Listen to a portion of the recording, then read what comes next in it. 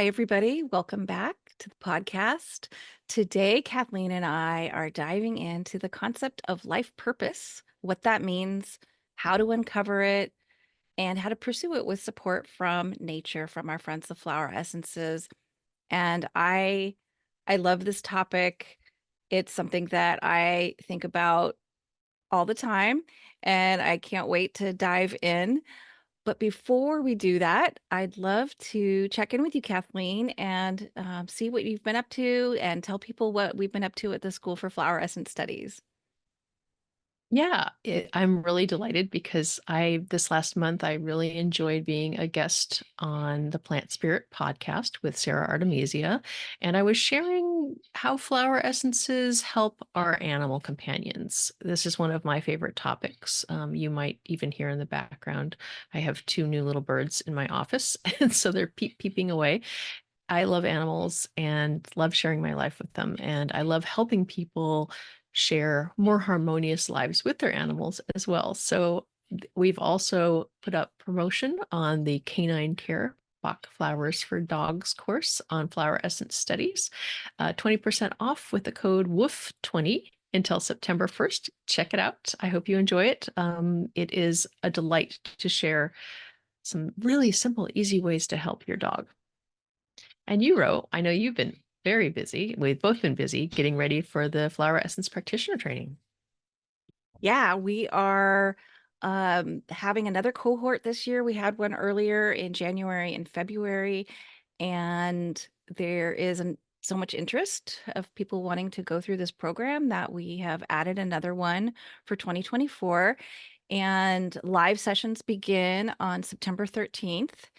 And there's some self-study modules that will open in late August, but there's still time to get our early bird discount. So if you register by August 2nd, you could save $300. And it is a big program. It's led by Ruth Toledo Altschuler, our partner at the school. It's just such a rich program. So you check out, you can learn more about it on our website, floweressencestudies.com. And yeah, give it a whirl. Look at the information about it and see if that's something that you might be interested in. And that leads us to our topic today, because is flower essence therapy something that you might want to pursue as a practice, as a vocation, as something that you might want to even just do for yourself and others?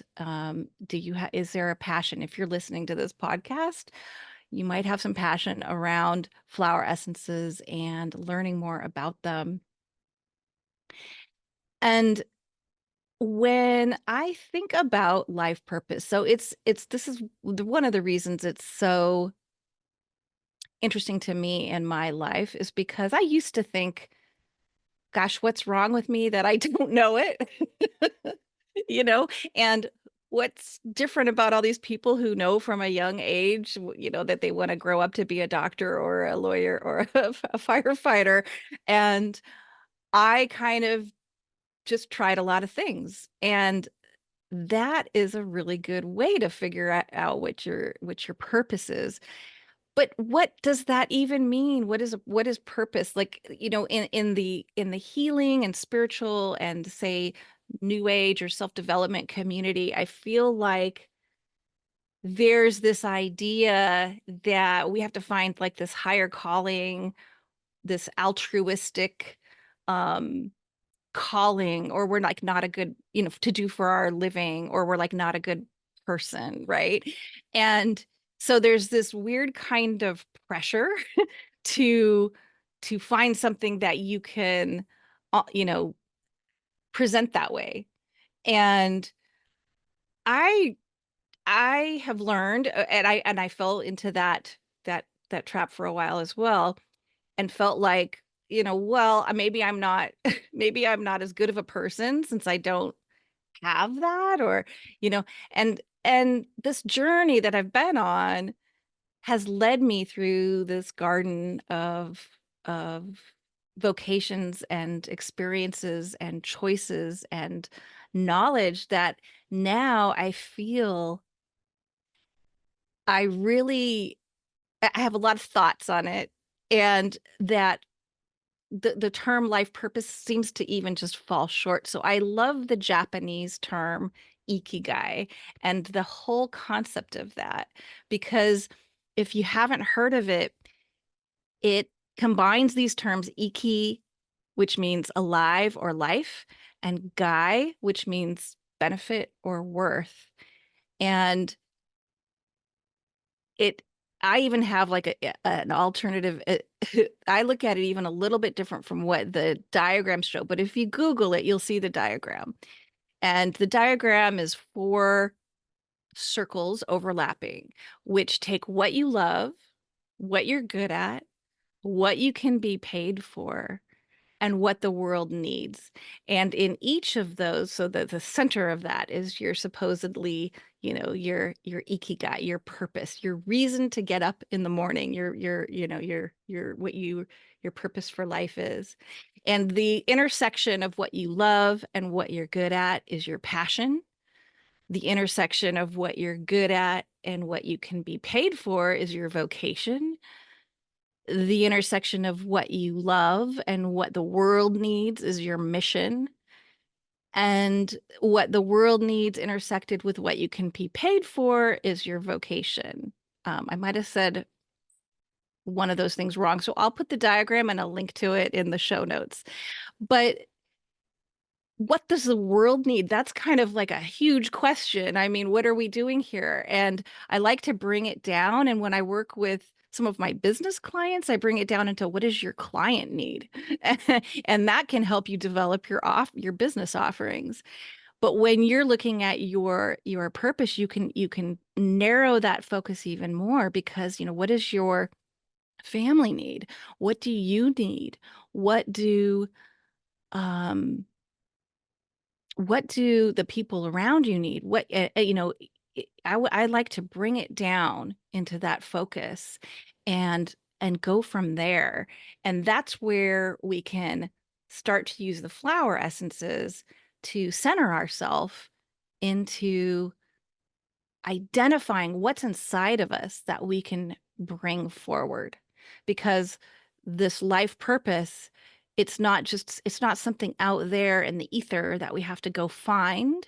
It it's within us already. And I feel like the whole journey of finding it is the journey of finding yourself. So that's why it's such a deep concept to me. I'm I'm listening and resonating with pieces of that.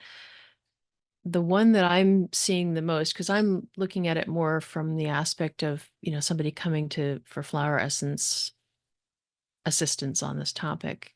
And there can be a lot of reasons why we don't have a connection to the purpose, like this sense of why I'm here. Why am I even here? I get up in the morning and why am I even here? Which I did a little research because the Ikigai concept was not one that I haven't read a book on it or I don't know much about it. So I was doing a little research ahead of time because I know you like to bring this in and just kind of looking at one of the origins of the research was looking at these folks in Okinawa who have long lives, but they engage in their hobbies, they engage in the world, in their community for a very long extended life. They don't just retire and sit and watch TV. And that concept of what are you drawn to? It doesn't need even necessarily need to be something that, it's going to shake the world. It's like, do you like knitting? That's pretty great. And that can give you some joy. And that may or may not be what you do for a living, but the origin is of connecting to these parts and these places of your life that are bringing you some joy and some delight and some reason for living. So there's a long path to go down, and not everybody's path leads to, this kind of imaginary dream job. Most people don't have that imaginary dream job in which all their needs are fulfilled and they live happily ever after. Most of the time, we're following these little tracks, one footstep at a time. And for me, that's the process of uncovering the purpose, is to just follow that little breadcrumb trail of, I mean, this is your purpose, is to get up this morning and reach out to do something that draws you, something that attracts you, something that brings you life and joy. Am I getting your concept as well? Yeah, I think that's exactly it. Um, I think that the idea is that it might not be your vocation, and that's fine. But you do want to find what helps motivate you to get out of bed in the morning. I mean, that is the first step, really. And once you sort of get past that and you do want to embark on, say, a vocation or a profession, um, or a business or a practice, what I see is, and this comes from having the sort of mindset of having a lot of good ideas. I'm the kind of like, I have a lot of good ideas, like a lot of good ideas for businesses. Um, I could quickly go in a million different directions, or think that something is what I should be doing because maybe I did it well or I was good at it. And so that is not necessarily true. Just because you're good at something, it doesn't mean that it's what you should be doing. And conversely, some people think that if it's a challenge for them, it's something that they should do because there's this sort of, oh, that means I'm here in this incarnation in this lifetime to work on this because awful for me. um and that that is not necessarily true either. um but having something that drives you internally through the challenges, that's it. That to me is that thing that keeps us going, and that thing that is our purpose, that drives our mission, that we have enough passion to do the hard things that we don't like because we love it, because we love the overall thing. I've heard the analogy of like surfers who love surfing, and but swimming out there is like a real drag. And so you have to love it more than than the challenging part will stop you. And um I think that is a perfect analogy for, being in your own business because there's always going to be things, or even working for anyone else. I mean, there's always going to be the parts of the job that, you don't love. And yet there's something about the rest of it. There's something about the mission of it, or there's something about the way it helps other people that drives you and keeps you going. And so I think that's a really interesting thing to keep in mind. And I want to mention too, the other part about what you're good at. You don't get good, you're not going to be good at anything right away. So you have to try things. You have to get out there and just try things. And it takes a while. It takes a couple years to get really good at something. You're never going to start out that way, even if you have, well, I mean, you might have natural talent, but to really become an expert, you still have to do it for a while. And that will tell you. So how do we how do we navigate this? Let's say somebody is trying to go inside or connect to their purpose or their higher purpose, and what flower essences can help in that direction, keeping in mind all of the context that we just talked about. It's not this. um Well, you might have an experience where you do get direction from a higher, from a higher consciousness. I mean, that could happen. But really, it's about turning inside. So let's talk about some essences for that, for getting grounded and just looking within. Can I tap in on one of the pieces that I heard you saying that it is very much part of the dynamic of this question, which I heard a couple times you saying, and this, and you weren't saying saying this, but what people hear is that you should do this, is that you should do that. And like the word should, when it comes up in a conversation, get your little flag popping up for that, because anytime you hear, you know, either yourself talk saying, I should be doing this or I should be doing that, that sounds like almost all the time that you're pushing yourself to be contrary to your own nature, that you're trying to do something that somebody told you was the way to do something, or the path that you're supposed to be on, that doesn't sound like anything your heart wants to do.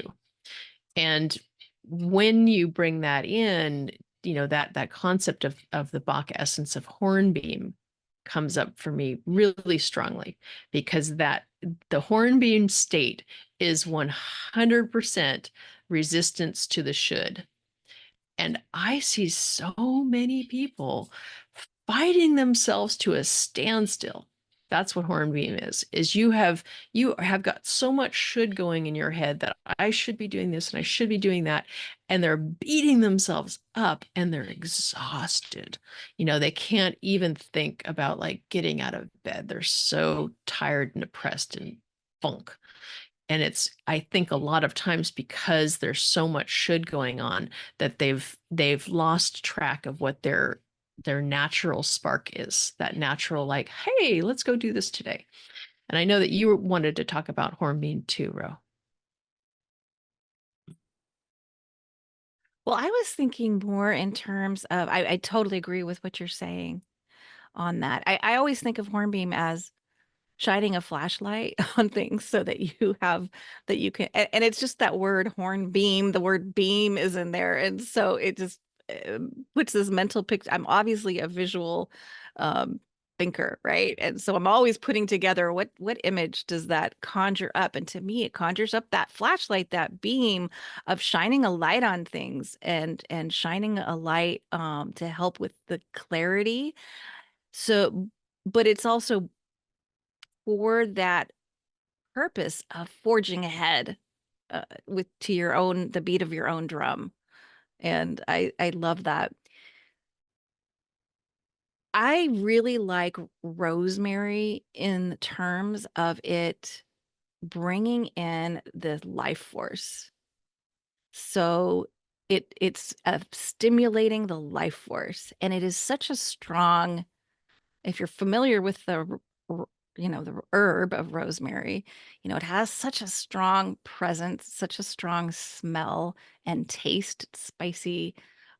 If you've grown it in your garden, um, there's two versions, the upright and the uh, climbing, or not climbing, but the other one that doesn't stand straight upright. But I like the one that stands straight upright. I mean, it's got such a presence to this vertical presence, and of bringing in this life force. And I think it's an overlooked flower essence that's not used very often. I mean, I honestly forget about it myself a lot of the time, but when I think about the the the energy, it's just this beautiful, strong empowerment that brings through the life force into our body and brings in out the warmth. And that is something to tap into when we're thinking about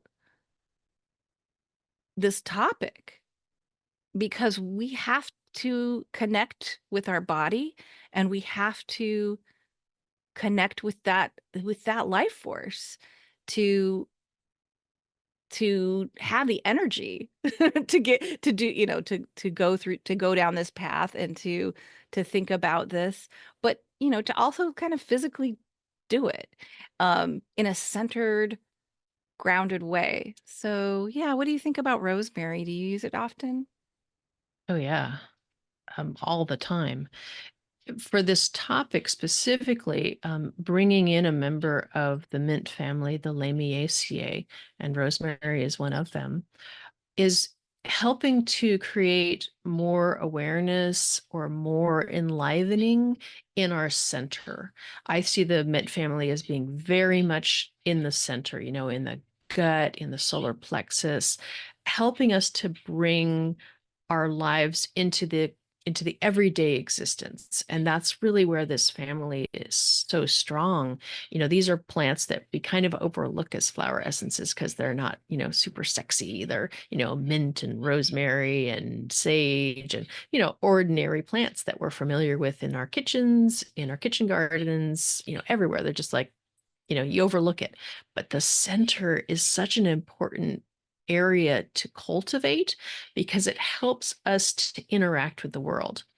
Our life purpose is not probably to be all by ourselves sitting on a mountain doing the guru thing.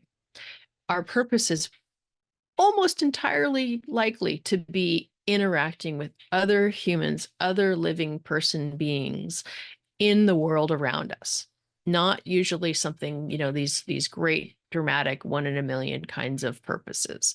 Most of us cultivating our relationships at home, in our communities, and that's where the center, this quality of center is, because it's, breaking bread together, eating together, feeding others, taking care of others, taking care of ourselves. This quality of self-nourishment and self-cultivation is really where rosemary shines, because it can bring a warmth to our center that so many of us who've come through spiritual traditions or new age traditions, the focus is always higher chakras, up and out, like we're getting information from angels. That's super awesome. But we also have to be in our bodies, and in order for our lives to operate correctly, I mean, even just if your gut isn't operating correctly, it's very hard to enjoy your day-to-day existence. And I know that you are familiar with rosemary. What are some other ones that you like to use for this character of helping to connect people to this quality of centeredness and purpose? Well, I like bringing in gemstones for a lot of these, and the sapphire ruby comes to mind, um, because it is facilitating. It talks about bringing that, um, getting in touch with that higher purpose, but bringing it down into the physical body. So it's very much about in that connection to feel the support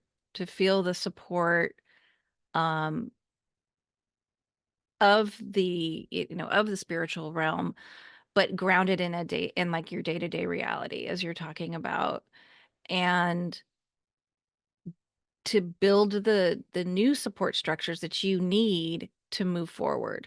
So if there's old survival strategies that are, blocking you, this would be a great one to kind of build new ones in order to move forward and to clear, the any kind of limitations in your thinking in your mind, and really strengthen that body soul connection so that then you can start to do that do that work. What you're bringing in this aspect of stepping forward.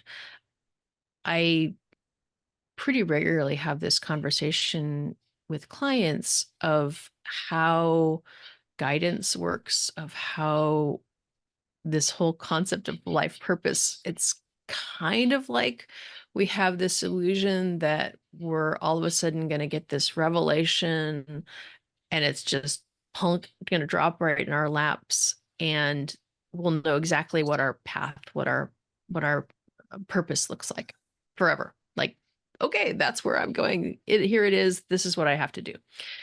And what I experience guidance and life purpose much more is it's one little piece of information at a time.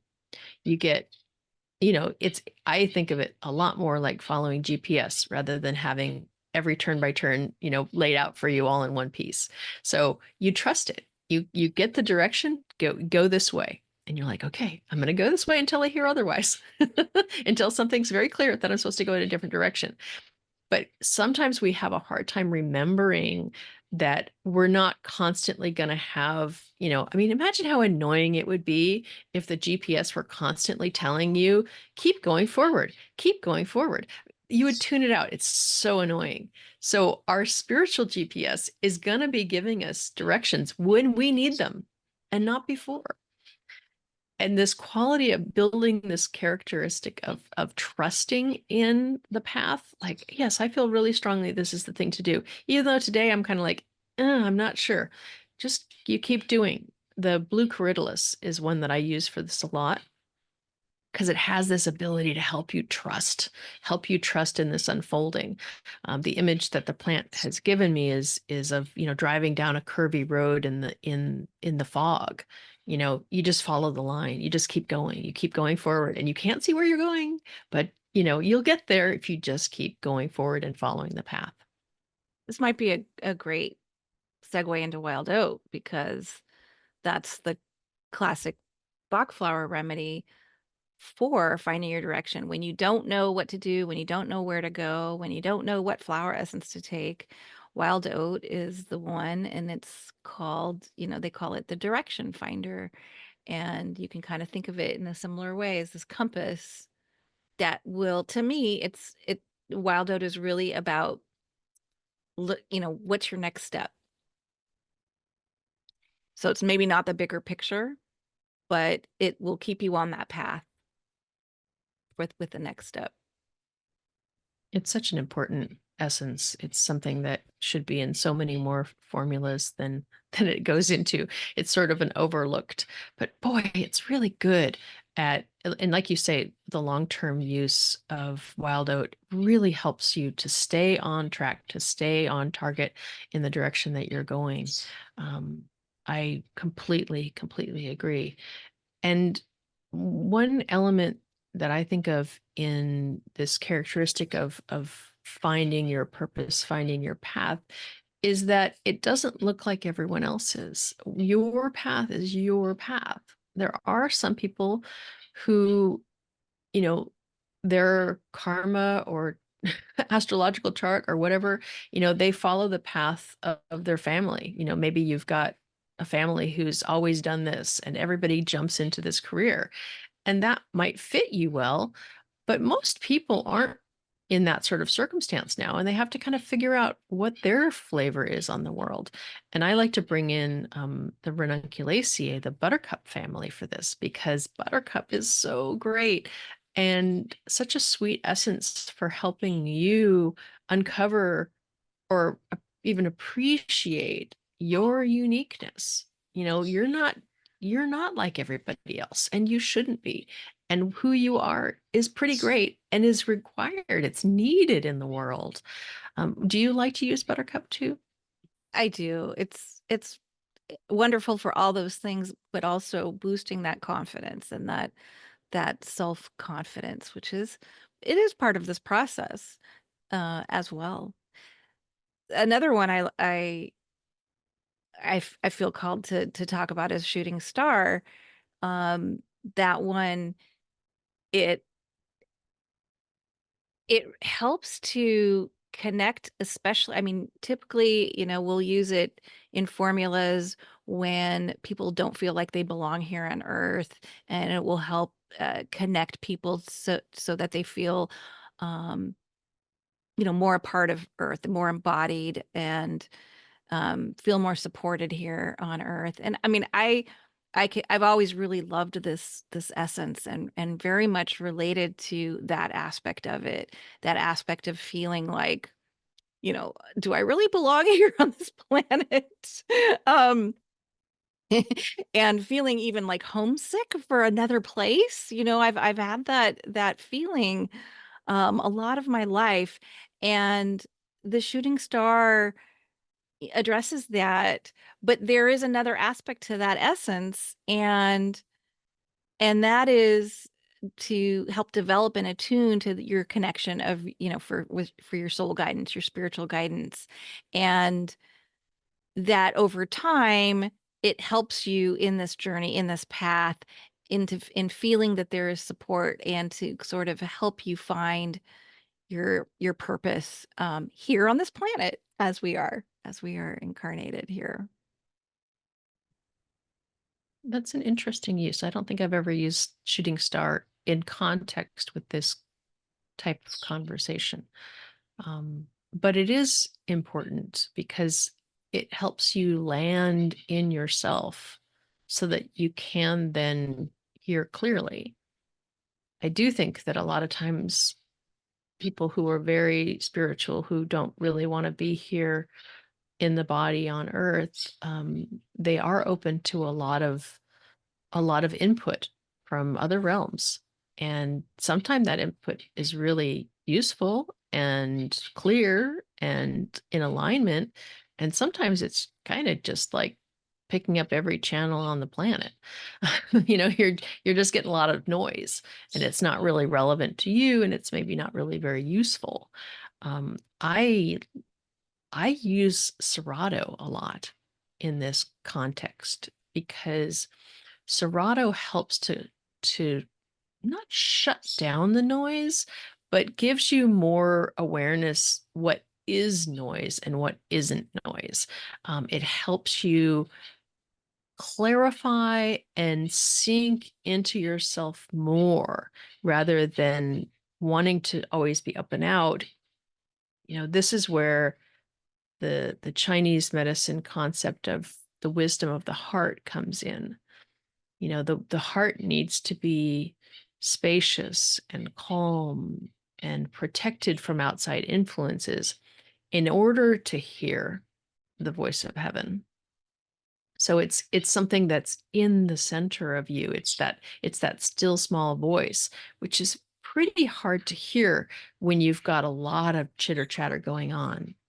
And Serato gives you that ability to clear in and let go of all these voices and all these other people telling you what you should do, or who you should be, or what other people are doing that works for them.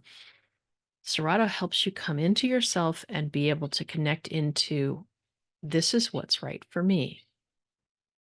Yeah, that is a really good one that I hadn't thought about initially, but it's so perfect for this. And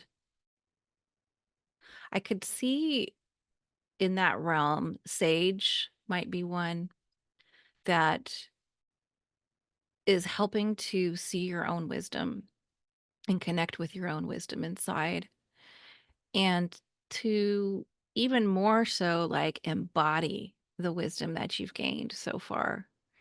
And that helps with finding clarity.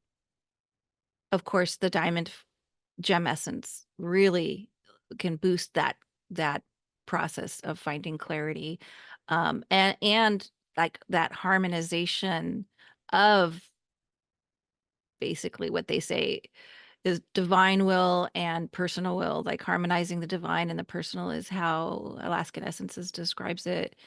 Um, so however you want to think of that, but there is that integration, that integration of this wisdom and then your will and bringing that into a sort of a higher alignment. And once you've connected to that, I think sometimes a good way of connecting to that joyous life force is to engage in creative acts. And the iris essence is such an important part of connecting to that spark of creativity. And it doesn't matter if you're good at it or not. It doesn't matter if you're making capital ART. It's whether you're connecting to your creativity and in whatever way that is, and whatever is creative for you. But that helps to get the ball rolling, especially when you've internalized so many messages that you're not good at this and you're not good at anything. And, you should just do what people tell you to do and just, be content with that. I love to encourage art, and it could be journaling, any sort of creative act is a good thing to do. And I know that Iris is one that you're very fond of as well, Ro. I love it so much because there is such a deeper aspect of it in helping us to become the creative act. So not just do something creative, but become creativity and release that innate creativity that is within us because we grow up our entire lives blocking it. We are taught in this society, and I have so many examples. And one was even it just being told, you can't make a living with that. Like, um, even if you weren't told that specifically, I remember my dad making like subtle or not so subtle jibes about my mother, graduate who graduated with an art degree, and look where she what good did that do, basically, was kind of the the not so nice cut with that. But that really, it made such a big impact on my mind. And you know when I was quite young, I think I had one of my first professional I had a professional astrology reading, and I have all of these indicators in my chart about creativity and my son being in that house and all of this. But and I've been asked multiple times by different astrologers, why aren't you creating art? Why aren't you really, this is really important for you, this is really important in your life, you need to be doing this. So but then again, there is that need. And what I learned by sitting with Iris is that it's bringing creativity into every moment of your life, everything that you do. It's not about creating a painting, it's about tapping into creation. Just it's difficult to articulate, but I felt such a strong depth to this plant, which I hadn't before as a flower. I hadn't really thought. I thought, "Oh, I'm just so creative. I don't need Iris." I think that there's little thought when we learn about flower essences, there's little thoughts like that, like will pass through, through our minds, and I'll admit that. And there's, things that we might overlook because the, one or two sentence description of them doesn't, quite hit, or it it's more superficial than what it really is. And I really encourage everyone to try Iris for a little while and see how that changes things in their life. It's like, what did you do when you were cooking dinner? Did you throw an extra spice in there and see what that was like? Or, I mean, creativity is part of our DNA, all of us as human beings. And we could do so well to explore that and bring it back into our lives. It doesn't matter what you do and what you're doing.